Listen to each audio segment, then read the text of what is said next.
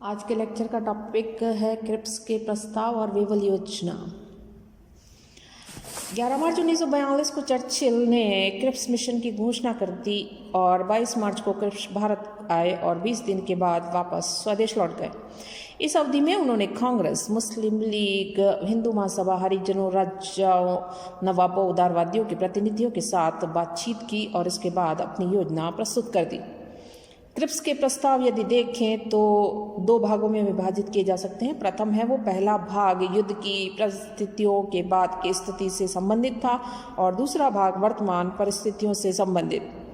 युद्ध के समय लागू होने वाले प्रस्ताव यदि हम देखें तो क्रिप्स के प्रारूप में कहा गया कि इस नाजुक समय में और नए संविधान के बनने तक भारत की रक्षा की जिम्मेदारी ब्रिटिश सरकार की रहेगी और भारत की जनता के सहयोग से भारत के सैनिक, नैतिक और भौतिक साधनों को संगठित करने की जिम्मेदारी भारत की होगी। ब्रिटिश सरकार भारतीय नेताओं को अपने देश, राष्ट्रमंडल तथा संयुक्त राष्ट्रों के परामर्श में पूरा सहयोग चाहती है। इस तरह से भारतीय नेताओं को अपना रचनात्मक सहयोग देने का अवसर मिलेगा जो भारत के भविष्य के लिए बहुत आवश्यक है। स्पष्ट है कि इस समय ब्रिटिश सरकार भारत के सैनिक, नैतिक और भौतिक सहयोग को प्राप्त करने के लिए लालायित थी। युद्ध के बाद लागू होने वाले प्रस्ताव यदि देखें तो प्रथम आता है अधिराज्य की स्थापना। क्रिप्स के प्रारंभ में कहा गया भारत के साथ की गई प्रतिज्ञाओं की पूर्ति के संबंध में इंग्लैंड और भारत में जो चिंताएं प्रकट की गई हैं उनको ध्यान में रखते हुए सम्राट की सरकार ने शीघ्र से शीघ्र स्वशासन के विकास के लिए निश्चित कदम उठाने का निश्चय किया है। ब्रिटिश सरकार एक नए भारतीय संघ को जन्म देना चाहती है जो एक ऐसा अधिराज्य होगा जो ब्रिटिश राज की तरफ अपनी भक्ति रखने के कारण इंग्लैंड तथा अन्य उपनिवेशों से अपना संबंध रखेगा। वह अधिराज्य हर दृष्टि से दूसरे उपनिवेशों के बिल्कुल समान होगा और भीतरी तथा बाहरी मामलों में किसी के अधीन नहीं होगा।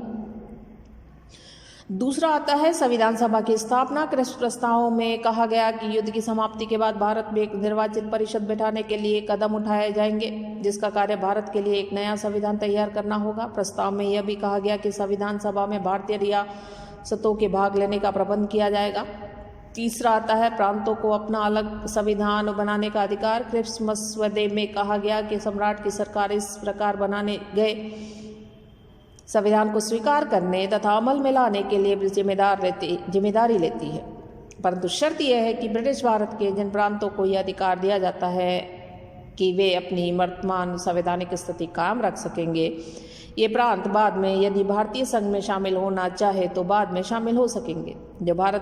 जो प्रांत भारत के नए संविधान को मानने और भारतीय संघ में शामिल होने के लिए तैयार नहीं होंगे उन्हें भी अपने लिए एक नया संविधान बनाने का अधिकार होगा। इनकी स्थिति भी भारतीय संघ जैसी ही होगी।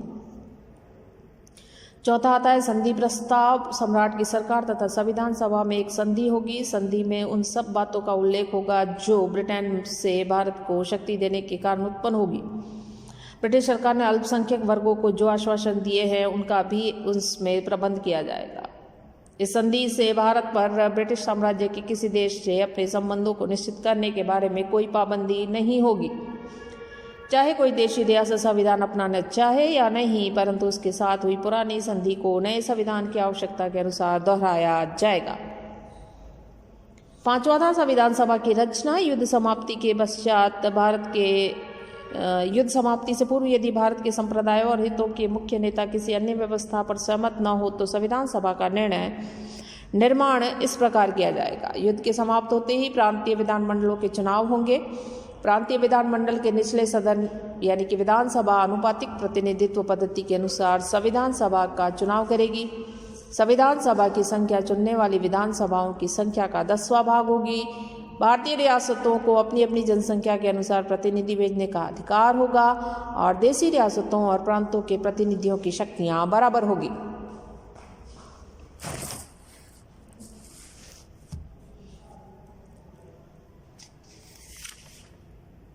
क्रिप्स को लेकर जो तीव्र प्रतिक्रिया हुई क्रिप्स प्रस्तावों को लेकर, उसमें सबसे पहले आती है संविधान सभा में रियासतों के प्रतिनिधियों को भेजने का अधिकार वहां की जनता को न होकर रियासतों के शासकों को दिया गया। कांग्रेस को स्वीकार नहीं। देशी रियासतों का यह समूह राष्ट्रीय हितों के विरुद्ध अंग्रेजों के पक्ष में कार्य कर रहा था। क्रिप्स योजना के अंतर्गत प्रांतों तथा देशी रियासतों को संघ से अलग होने का अधिकार दिया गया। यह देश की एकता को नष्ट करने का प्रयास, जिसके चलते सांप्रदायिक समस्या और अधिक उग्र होने की आशंका। क्रिप्स प्रस्ताव में ब्रिटिश सरकार ने भारत के प्रतिरक्षा विभाग पर नियंत्रण देने से स्पष्ट इनकार। कांग्रेस की मांग थी कि मौजूदा गंभीर स्थिति को देखते हुए केंद्र में तत्काल राष्ट्रीय सरकार की स्थापना कर दी जाए, परंतु ब्रिटिश सरकार इसके लिए तैयार नहीं। वह वास्तविक शासन शक्ति अपने हाथ में ही रखना चाहती थी। गांधी जी ने इन प्रस्तावों के बारे में कहा, यह आगे की तारीख में पुनाया जाने वाला चेक है, यानी पोस्ट डेटेड चेक। इसमें एक आलोचक ने इस शब्द को जोड़ दिया, एक ऐसे बैंक के नाम पर जो स्वयं टूटने वाला है। मुस्लिम लीग ने भी अस्वीकार किया। उसके पीछे के कारण थे पाकिस्तान की मांग का स्पष्ट रूप से स्वीकार नहीं, केवल एक ही संविधान सभा का प्रावधान, जबकि लीग 2 संविधान सभाओं की मांग कर रही थी, क्योंकि उसे पृथक मुस्लिम राष्ट्र के लिए अलग से संविधान बना सके। संविधान सभा में मुसलमानों का प्रतिनिधित्व पृथक चुनाव पद्धति द्वारा होना चाहिए। संविधान सभा में निर्णय बहुमत द्वारा होंगे, इसलिए मुसलमान हिंदुओं की दया पर आश्रित रहेंगे। भारत और ब्रिटेन के बीच संधि की शर्तें निश्चित नहीं की गई। देशी रियासतों की इच्छा पर निर्भर होना चाहिए कि वे संविधान सभा में शामिल हो या न हो। ये तमाम ऐसे मुद्दे थे जिसको लेकर मुस्लिम लीग विरोध कर रही थी। अंतकालीन व्यवस्था के लिए कोई निश्चित सुझाव नहीं। प्रांतों में विधानमंडलों में मुसलमानों का प्रतिनिधित्व संतोषजनक नहीं। लीग का मानना था कि प्रांतों का केंद्र से अलग रहने का अधिकार काफी स्पष्ट नहीं है। अप्रैल 1942 को क्रिप्स ने अपने प्रस्ताव वापस ले लिए और इंग्लैंड लौट गए और भारत का संवैधानिक गतिरोध ज्यों का त्यों बना रहा। नेक्स्ट योजना आती है वेवल योजना। वेवल योजना के अंतर्गत हम देखें तो 14 जून 1945 को भारतीय गतिरोध को दूर करने की दृष्टि से प्रकाशित वेवल योजना की मुख्य बातें इस प्रकार रही। ब्रिटिश सरकार का लक्ष्य भारत को स्वशासन की तरफ ले जाना। दूसरा, सीमांत और कबायली मामलों को छोड़कर शेष विदेशी मामले भारतीय मंत्रियों के नियंत्रण में रहेंगे। तीसरा, गवर्नर जनरल की कार्यकारिणी में स्वयं गवर्नर जनरल और प्रधान सेनापति के अलावा अन्य सभी सदस्य भारतीय होंगे। चौथा, विदेश विभाग का नियंत्रण भी एक भारतीय के हाथ में होगा। पांचवा, गवर्नर जनरल की कार्यकारिणी परिषद में हिंदुओं और मुसलमानों की संख्या बराबर होगी। छठा, कार्यकारिणी परिषद के इस स्वरूप के कारण भारतीयों की राष्ट्रीय सरकार की मांग पूरी हो जाएगी। सातवां, भारत सरकार 1935 के अधिनियम द्वारा प्रदत्त गवर्नर जनरल के विशेष अधिकारों का अकारण प्रयोग नहीं करेगी। आठवां, गवर्नर जनरल की दोहरी स्थिति को दूर करने के लिए भारत में ब्रिटिश उच्चायुक्त की अलग से नियुक्ति की जाएगी। 9th, युद्ध की समाप्ति के बाद भारतीय लोग अपने संविधान का स्वयं निर्माण करेंगे। और 10वां, शिमला में शीघ्र ही भारत के विभिन्न राजनीतिक दलों के नेताओं का एक सम्मेलन बुलाया जाएगा। 11वां, प्रांतों में गवर्नरी शासन समाप्त करके मिलीजुली उत्तरदायी सरकारें स्थापित कर दी जाएगी। वेवल योजना और क्रिप्स के प्रस्ताव में कोई विशेष अंतर नहीं था। इस योजना में भारत की पूर्ण स्वतंत्रता की समस्या का कोई समाधान नहीं किया गया। देश के अधिकांश राजनीतिक दलों को इससे निराशा हुई।